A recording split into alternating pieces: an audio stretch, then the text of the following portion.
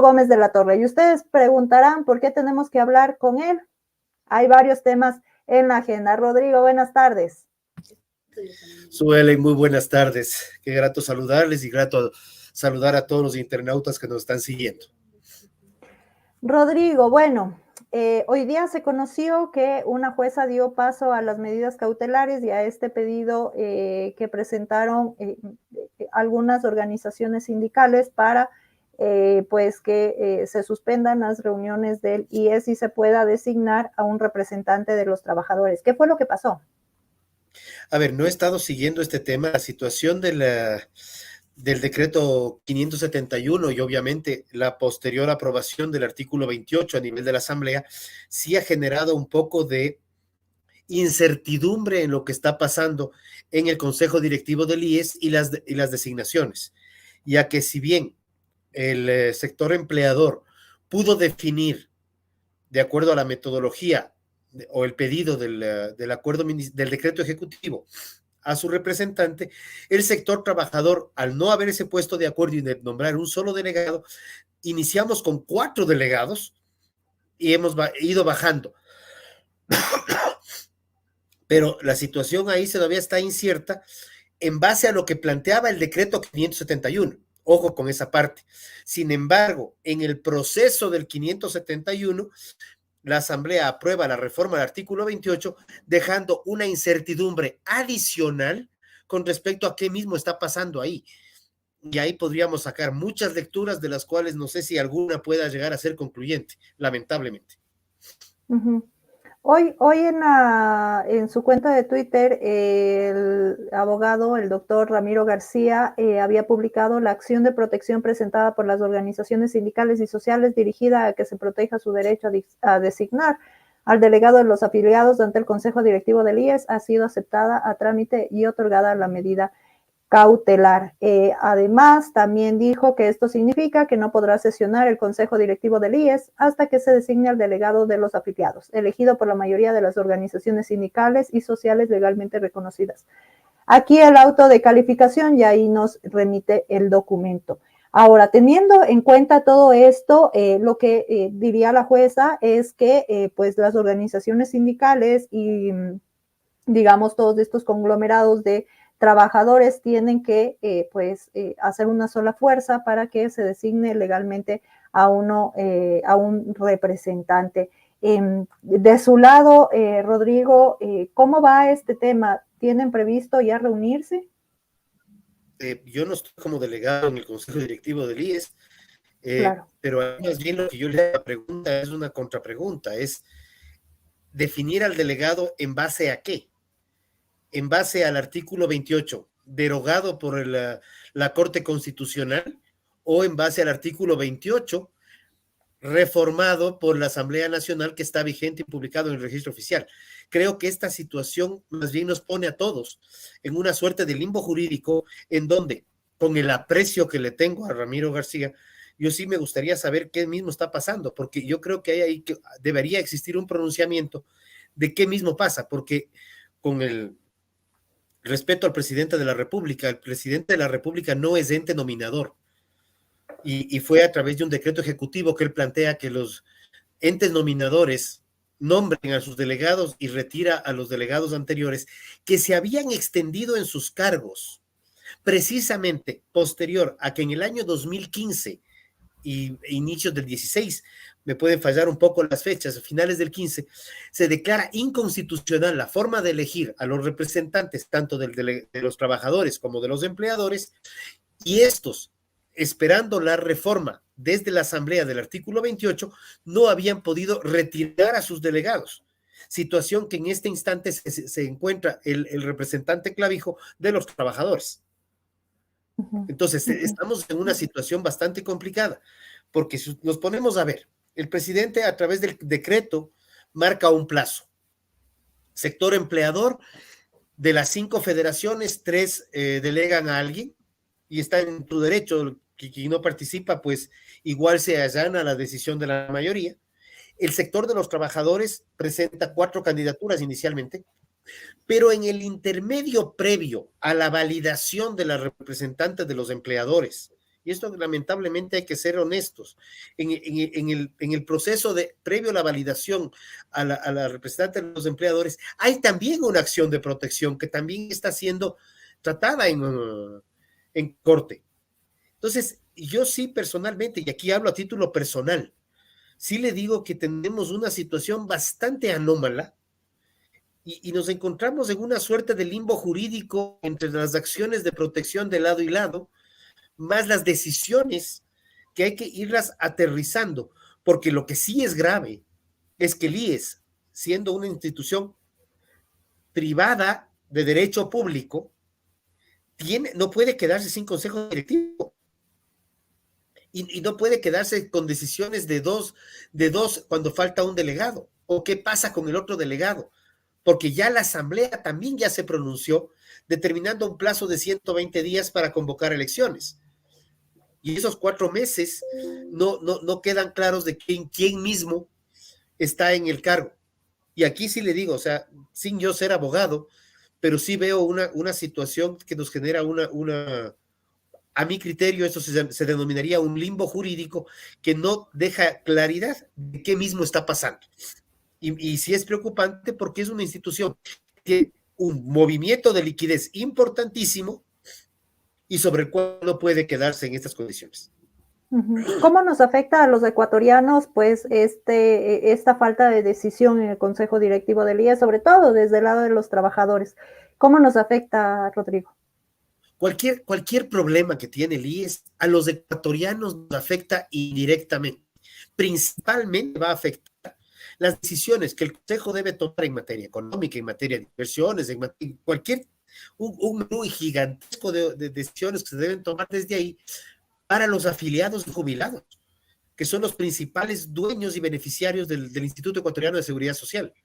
Y más bien, lo que me preocupa desde el otro lado, ahí sí, a la gran mayoría de ecuatorianos, la generación de empleo pleno, porque a través de esta generación de empleo pleno tendremos más afiliados y al tener más afiliados tenemos a su vez más aportantes, porque si bien tenemos un problema de manejo de los fondos en el IES, o que requiere mayor transparencia, y me alegra que esté alguien de la calidad ética de Diego Salgado a la cabeza en este momento, pero sí necesitamos tener total transparencia con los fondos que están llegando, pero también con los fondos que deberían llegar con nuevos afiliados, porque ese es el principal problema.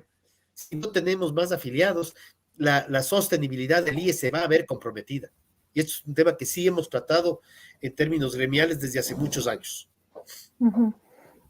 Ahora, Rodrigo, hay otro tema que ya se avecina y que creo que es de interés, sobre todo desde la clase trabajadora y la clase obrera, y es este incremento a los salarios. No sé si ya ha sesionado el Consejo de Salarios o cómo va ese tema. La semana pasada sesionó el Consejo de Salarios. Tenemos claro que la ley determina que debe haber 2 reuniones a través del Consejo Nacional de Trabajo y Salarios. La semana pasada nos reunimos en esta sesión, se trató el tema de cómo están las cifras del Ministerio de Economía y Finanzas, cómo están las cifras según Banco Central y según el INEC.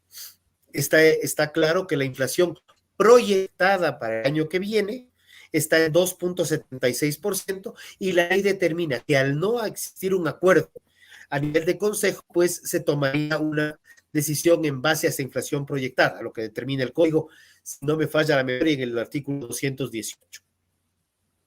Bueno, el día de hoy no hemos sesionado, hemos llegado a un sinnúmero de acuerdos, lamentablemente no en materia salarial, porque todavía hay pendientes en el proceso de reactivación económica, pero sí hemos llegado a un acuerdo que el mayor problema del Ecuador no es solamente un tema de salarios, sino de empleo. Entonces, si nosotros tenemos, de acuerdo a la cifra que nos presentó el INEC como último dato, el 35% de empleo pleno en el Ecuador, eso nos deja un 65% de desempleo, subempleo y no empleo, que es sobre lo cual tenemos que trabajar en base a la población económicamente activa. Y con las normas vigentes, lamentablemente, no estamos generando empleo. Y lo que estamos viviendo es un proceso de reactivación todavía y recuperación de empleo por efecto de pandemia, pero la caída del empleo que viene desde el año 2014 sigue siendo sostenida En el 2014 estábamos en el 38.6. Perdón, el 19 estábamos en el 38.6. En el 14 estábamos en el 49 y pico por ciento. O sea, del 14 al 19, el empleo venía cayendo y ahora lo que estamos haciendo es viendo una extensión de la curva. Y ante una decisión, el año pasado, la decisión de salarial, fue presentada por el presidente de la República directamente a través de decreto ejecutivo, en la que planteaba los $25 y determinaba en su artículo final del decreto que se le mocione al Consejo Nacional de Trabajo y Salarios que el incremento salarial sea de $25. Este año hemos analizado cifras, vemos más bien algunas preocupaciones en materia de reactivación económica y los ingresos previstos para el Estado, particularmente para el sector petrolero, y vemos que el sector turismo, por ejemplo, está reactivándose, pero está todavía en una ralentización muy grave. O sea, es un sector que todavía requiere un empujón adicional y no requiere una alza desmedida, porque lo único que ha consolidado esta alza desmedida es una informalidad creciente y una informalidad donde no se respetan derechos de nadie, ¿no? Digamos, Rodrigo, también fue una propuesta de campaña, pues subir a $500 el salario básico. Y digo, fue una propuesta de campaña del actual presidente Guillermo Lasso, que revivió el año anterior a propósito del incremento de salarios. ¿Ustedes se mantendrían pues en este pedido de que suba los $25 anuales, como estaba argumentando el ministro de Trabajo, Patricio Donoso, que no serían $500 del 2021, sino $25 cada año? ¿Ustedes se mantendrían en pues en esa postura, o cuál sería la postura? Nosotros reconocemos que es un compromiso de campaña, lo hemos expresado el día de hoy y nadie niega el compromiso de campaña. En base a eso, el año pasado se incrementaron los $25. También recordamos y reconocemos que dentro de los compromisos de campaña había una propuesta de reforma de la reglamentación laboral, la cual no se ha dado.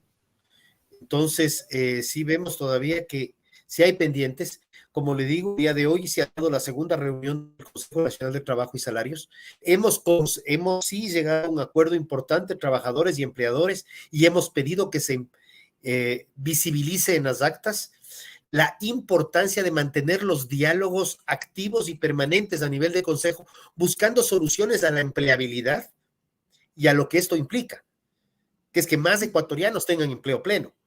No, como le digo, no llegamos a un acuerdo en materia salarial, por ende, de acuerdo a la ley, le corresponde al ministro determinar el alza salarial para el año 2023, que esa la conoceremos en los próximos días, semanas, porque es algo que obviamente se va a conocer antes del cambio de año y se publicará en los registros oficiales correspondientes y acuerdos ministeriales respectivos.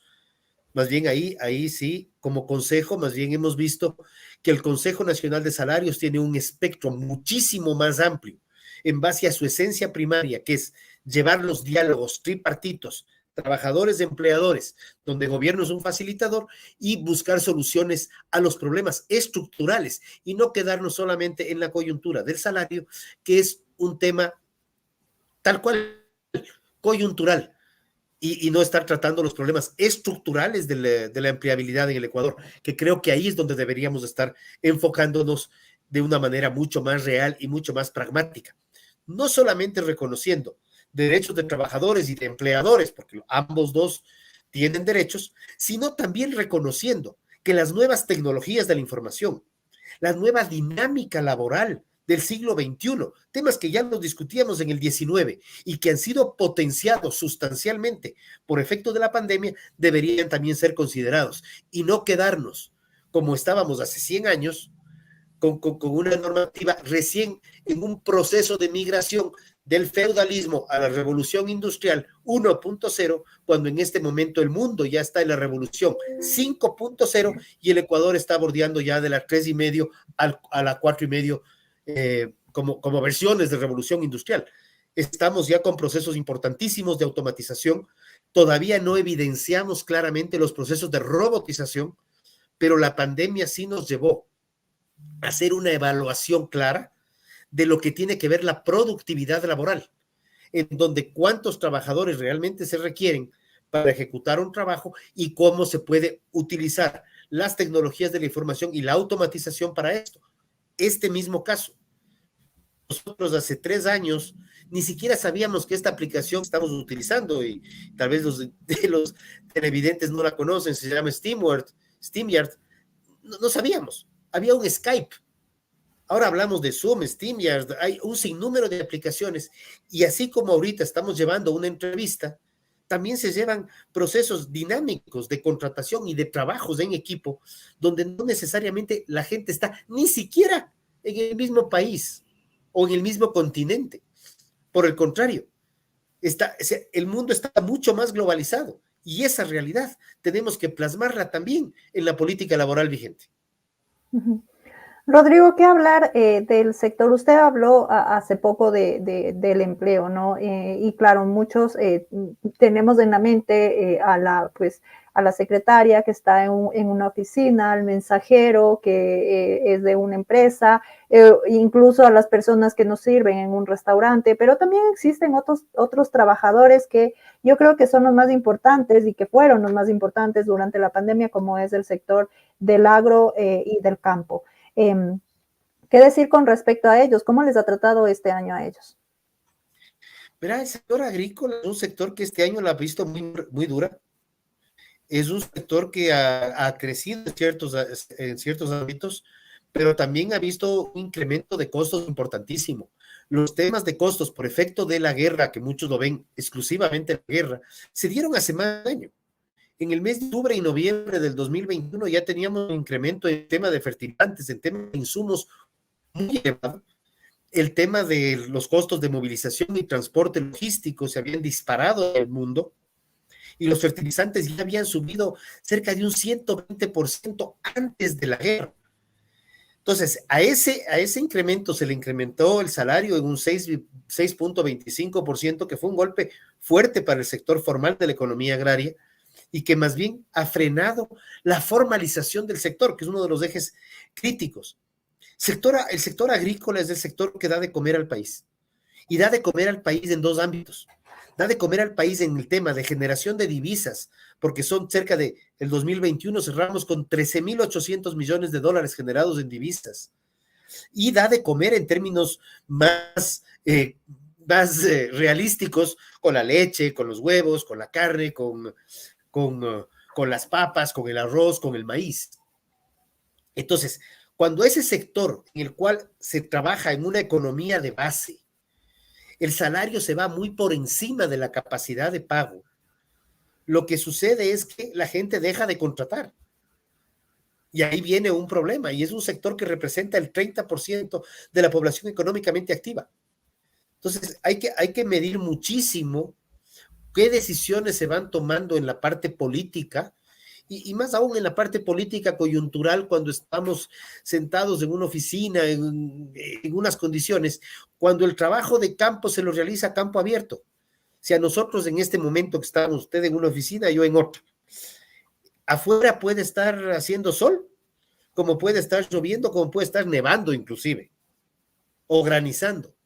Para nosotros es absolutamente indistinto. Sin embargo, en mi caso, yo la pandemia a mí me sacó de Quito, y agradezco eso. Yo estoy trabajando en campo desde ese entonces. El momento que cae un aguacero, no queda más remedio que quedarse quietos y se deja el trabajo, porque no se puede trabajar en campo abierto. Hay ciertas actividades que no queda más remedio que hacerlas, pero la gran mayoría de actividades se paralizan. Y eso hay que ir reconociéndolo, y esas condicionantes, esas variaciones tenemos también que plasmarlas en una normativa mucho más flexible, mucho más real y mucho más pragmática. Y el otro tema, que es muy antipático decirlo, pero hay que hacerlo, es el sector agrícola todavía está en un proceso de automatización muy, muy rezagado a mediados del siglo pasado. ¿Qué pasa si el día de mañana el sector agrícola comienza a activarse en automatización, en sistemas de fumigación por drones, en sistemas de preparación de suelo, tractores mucho más eficientes, no solamente los tractores del sitio que consume diésel, combustible fósil altamente contaminante, sino ya comenzamos a usar tecnologías mucho más actuales que nos permitirían ser mucho más productivos, más eficientes, pero obviamente desplazarían mano de obra, lo mismo que sucedió hace más de un siglo con la implementación del tractor agrícola y el desplazamiento de la mano de obra en su momento. Rodrigo, ¿para cuándo tendríamos o para cuándo prevén que podamos tener pues una resolución del Consejo de Salarios en torno a al alza salarial que le correspondería este año a los trabajadores? Como le mencionaba, la pelotita cambió de cancha. Ya a nivel del Consejo Nacional de Trabajo y Salarios, la pelota salió de aquí y se fue a manos del ministro y del gobierno central. Ya ellos decidirán cuándo nos informan sobre el monto. Y como le digo, a nivel de consejo, ni trabajadores ni empleadores hemos llegado a un acuerdo de un consenso el día de hoy, con lo cual ya sale de nuestras manos. Estaremos muy pendientes de ese tema, sobre todo por todas las personas que nos están viendo y que también son trabajadores y, claro, empleadores aquí. Rodrigo, muchas gracias por su tiempo y por esta entrevista. 30 segundos. Recordemos que el incremento salarial es al salario básico unificado, que más o menos implica el 10% de la población con empleo. Quienes están por sobre el salario básico unificado es potestad del empleador si le sube o no le sube. Por ende, pero sí le digo algo, ese incremento sí termina siendo un factor inflacionario que sí afecta a la canasta básica de todos los ecuatorianos. Por eso es tan sensible el salario y puede generar un efecto rebote que es preocupante. Muchísimas gracias a usted más bien y gracias a los radioescuchas y de lo que ya leí algo en redes a las críticas que ya tengo. Muchas gracias, Rodrigo. Estaremos muy pendientes del tema. Gracias. Que tenga buena noche. De igual manera. Esa ha sido la